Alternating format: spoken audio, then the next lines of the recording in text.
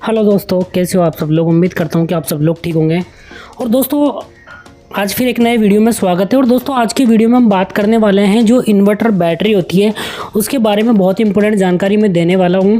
देखिए फ्रेंड, जो इन्वर्टर की बैटरी होती है उसमें जो सल्फ्यूरिक एसिड डलता है वो लाइफ में एक ही बार डलता है, जो कि कंपनी जो मैन्युफैक्चर करती है बैटरी में वही डालती है जो सल्फ्यूरिक एसिड है।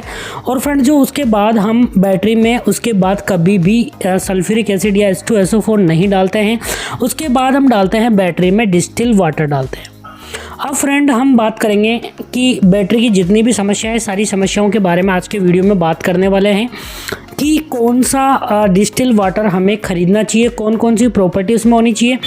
साथ ही यदि आपकी बैटरी बैकअप नहीं दे पा रही है या तो आप उसको किस प्रकार चेक कर सकते हैं, और आपकी बैटरी डीप डिस्चार्ज में चली गई है तो आप उसको किस प्रकार रिकवर कर सकते हैं, या आपकी बैटरी ओवरहीट हो रही है तो उसका आप किस प्रकार से सॉल्यूशन कर सकते हो। तो फ्रेंड आज की वीडियो में सारे टॉपिक मैं कवर करने वाला हूँ। तो सबसे पहले हम बात करते हैं कि यदि आपकी बैटरी डीप डिस्चार्ज में चली गई है। देखिए फ्रेंड, यदि आपकी बैटरी डीप डिस्चार्ज में चली गई है तो आपको पता कैसे चलेगा कि आपके पास हाइग्रोमीटर होगा। मीटर से आप जो ग्रेविटी मेजर कर सकते हो बैटरी की वो 1250 होनी चाहिए। और यदि आपके पास हाइग्रोमीटर नहीं है तब भी आपको पता चल जाएगा। जैसे आप बैटरी चार्ज करोगे तो वो चार्ज नहीं हो पाएगी इन्वर्टर से। तो इन्वर्टर, क्योंकि इन्वर्टर बैटरी को तभी चार्ज करता है जब बैटरी का वोल्टेज 10.5 या उससे ऊपर हो। अगर उससे नीचे चला गया तो इन्वर्टर की जो रिले है वो आउटपुट देगी ही नहीं बैटरी को। तो इन्वर्टर को ऑन करने के लिए, चार्जिंग ऑन करने के लिए हमें चाहिए 10.5 वोल्ट बैटरी पर अप्लाई करें। तो इसके लिए देखिए 2-3 मेथड है। एक मेथड है कि यदि आपकी बैटरी इन्वर्टर चार्ज नहीं कर पा रहा है, डीप डिस्चार्ज में चली गई है, तो आप ऐसा कर सकते हो कि आपकी बैटरी है उसके दोनों टर्मिनल पर आप एक दूसरी बैटरी पैरेलल में लगा दीजिए, जिससे कि आपके इन्वर्टर को 10.5 वोल्ट मिल जाएगा और आपका इन्वर्टर बैटरी चार्ज करना स्टार्ट कर देगा।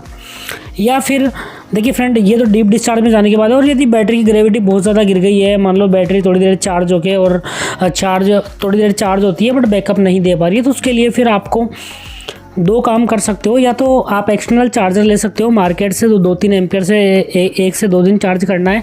या फिर आपके पास सोलर पैनल है तो 12 वोल्ट का सोलर पैनल होता है, लगभग 18-19 वोल्ट देता है, तो उसको आप डायरेक्ट बैटरी के टर्मिनल पर लगा के बैटरी को छोड़ सकते हो 8-10 घंटे के लिए। उसमें आपकी बैटरी अच्छे से गर्म हो जाएगी, बिल्कुल उसकी ग्रेविटी मेंटेन हो जाएगी। तो फ्रेंड ये 2-3 तरीके, अगर आपका इन्वर्टर चार्ज नहीं कर पा रहा है तो उस केस में आप बैटरी लगा सकते हो। और बैटरी चार्ज होने के बाद भी बैकअप नहीं दे पा रही है, बार बार उसका वोल्टेज टिक ही नहीं पा रहा है उसमें, तो वहाँ पे आप सोलर पैनल डायरेक्ट लगा सकते हो। डबल बैटरी है तो 24 वोल्ट का पैनल वहाँ पे पैरेलल में लगा सकते हो, और सिंगल बैटरी है तो 12 वोल्ट का पैनल लगाना है। अब इसके बाद हम बात करते हैं नेक्स्ट कि बैटरी में नेक्स्ट हमारा जो क्वेश्चन है वो है फ्रेंड, यदि आप इन्वर्टर बैटरी आपने लगा रखी है तो उसमें कौन सा डिस्टिल वाटर डालना चाहिए। तो दोस्तों इसके बारे में थोड़ा सा आपको बता देता हूँ। और दोस्तों यदि हम बात करें बैटरी के लिए बेस्ट वाटर की, तो दोस्तों हमने बहुत सारी कंपनियों को उठाया, सबको कंपैरिजन किया है। तो यहाँ पे जो प्रॉपर्टी हमें सब में कॉमन मिली वो प्रॉपर्टी मैं आपको बताने जा रहा हूँ। पहली चीज़ की TDS, अगर कोई भी आप बैटरी में जो भी डिस्टिल वाटर डालोगे उसका TDS 0 होना चाहिए। दूसरी चीज़, अगर pH की हम बात करें तो 6 से 7 के बीच होना चाहिए, मतलब न्यूट्रलाइज होना चाहिए, कोई भी मतलब आयोनाइज नहीं होना चाहिए, ना तो उसमें पॉजिटिव आयन हो ना ही नेगेटिव आयन हो, बिल्कुल मतलब न्यूट्रल होना चाहिए। मतलब pH 7 के लगभग होना चाहिए, 6 से 7 के लगभग। और हम कंडक्टिविटी की बात करें तो <5 होना चाहिए। हार्डनेस लेवल, बिल्कुल भी हार्ड पानी नहीं होना चाहिए, 0 होना चाहिए। और इसमें कैल्शियम और मैग्नीशियम साल्ट नहीं होना चाहिए, कोई भी साल्ट नहीं होना चाहिए। देखिए दूसरी कंपनी है, इनका भी हम देख लेते हैं। अल्ट्रा प्योर वाटर होना चाहिए, डी आयोनाइज्ड वाटर होना चाहिए, मतलब वही pH 7 के लगभग होना चाहिए। डी मिनरलाइज्ड वाटर होना चाहिए, कोई भी मिनरल नहीं होने चाहिए इसमें पानी में। और 0 TDS होना चाहिए, और साल्ट कोई भी, कैल्शियम मैग्नीशियम कोई भी साल्ट नहीं होना चाहिए। तो दोस्तों आप लोगों को समझ में आ गया होगा कि पहली चीज़ कि हमारा जो डिस्टिल वाटर हम बैटरी में यूज़ कर रहे हैं उसका TDS 0 होना चाहिए, और डी आयोनाइज वाटर होना चाहिए, मतलब pH लगभग 7 के लगभग होना चाहिए, और कोई भी मिनरल नहीं होना चाहिए।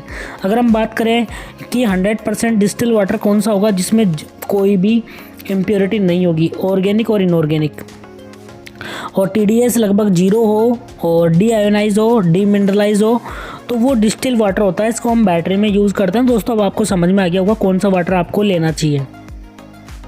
और दोस्तों यदि आपकी किसी की भी बैटरी बहुत ज़्यादा ओवर हीट हो रही है चार्ज करने पर, तो सबसे पहले चेक कर लेना है इन्वर्टर में कि आपने कौन सी बैटरी लगा रखी है। सबसे पहले देखना है एसएमएफ बैटरी है या ट्यूबलर बैटरी या टाल ट्यूबलर बैटरी, और उसके अकॉर्डिंग इन्वर्टर में मोड सेलेक्ट करना है। तो यदि फ्रेंड आपने एसएमएफ बैटरी लगा रखी है और आपने टाल ट्यूबलर सेलेक्ट कर रखा है इन्वर्टर में, तो वो ज़्यादा वोल्टेज देगा जिससे आपकी बैटरी ओवरहीट होगी और बैटरी ख़राब भी हो सकती है। और यदि ये फ्रेंड आपने एसएमएफ बैटरी सेलेक्ट कर रखी है इन्वर्टर में और बैटरी लगा रखी है आपने टाल ट्यूबलर, तो उस केस में आपकी बैटरी फुल चार्ज नहीं हो पाएगी, अच्छा बैकअप नहीं दे पाएगी। तो इन्वर्टर के पीछे चेक कर लेना है कि टाल ट्यूबलर एसएमएफ कौन सा मोड आपने सेलेक्ट कर रखा है। और उसके बाद भी मान लो किसी की बैटरी बहुत ज़्यादा पुरानी हो गई है और बैटरी ओवरहीट हो रही है, बार बार बैकअप भी बहुत कम दे रही है, तो उस केस में क्या होता है, हमारी बैटरी का एक सेल या डैमेज हो जाता है। तो उस केस में बैटरी का वोल्टेज पूरा जो 14.4 तक है वो बैटरी नहीं पहुंच पाती है, उससे पहले ही बैटरी ओवरचार्ज होने लगती है, जिससे हमारी बैटरी ओवरहीट होती है। तो उस केस में आप यदि टाल ट्यूबलर बैटरी है तो एसएमएफ मोड अगर इन्वर्टर में कर दोगे तो उसके बाद वो ओवरहीट नहीं होगी, क्योंकि जो प्रत्येक सेल का वोल्टेज होता है वो उसमें से किसी जो एक सेल डैमेज है उसका वोल्टेज गिर जाता है।